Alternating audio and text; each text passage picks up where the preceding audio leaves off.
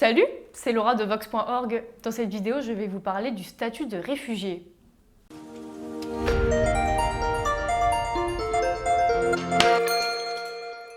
Je vais faire comme si moi j'étais une personne qui voulait demander le statut de réfugié en France. Il y a plusieurs critères à respecter, si on peut dire.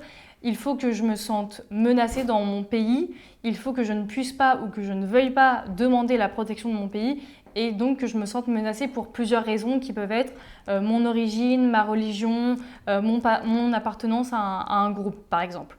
Il faut savoir qu'en France, je ne pourrais pas demander le statut pour des raisons économiques, c'est pas possible. Alors, comment ça se passe? J'arrive en France, je me présente auprès d'une association ou de l'Office français de l'immigration et de l'intégration. C'est eux qui vont me permettre d'avoir un rendez-vous à la préfecture.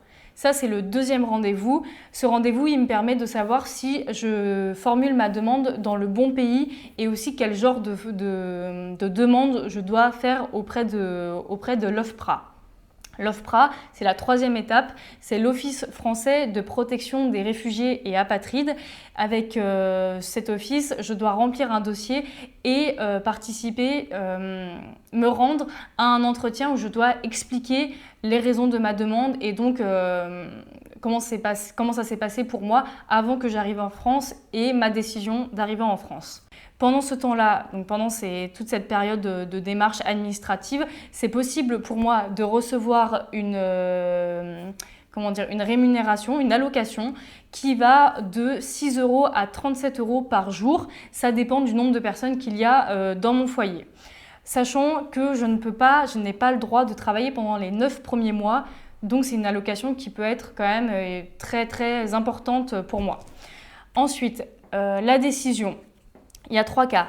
Soit l'OFPRA m'accorde le statut de réfugié et dans ce cas-là, j'ai un titre de séjour de 10 ans qui me permet de circuler librement en France.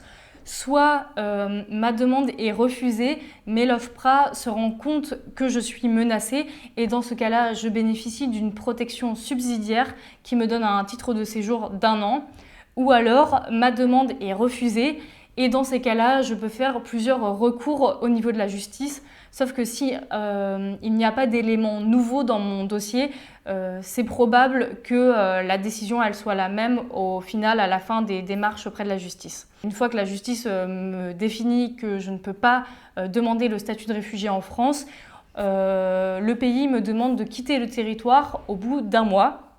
Et si je ne le fais pas, au bout d'1 mois, je me retrouve en situation irrégulière.